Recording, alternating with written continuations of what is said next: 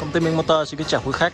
Sau đây là motor lệnh giảm tốc GVT lắp với cánh khuấy inox đạt 304, đường kính cánh là 800 mm nha.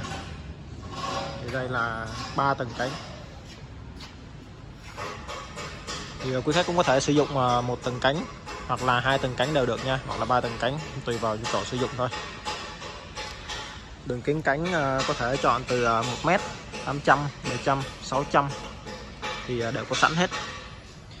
Thì đường chiều dài trục khuấy quý khách có thể chọn theo nhu cầu sử dụng, như là 500 hoặc là 1m, 1m50, 2m.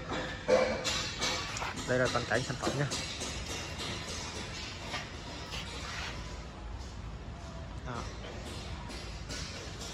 Số điện thoại tư vấn liên hệ là 090 146 0163.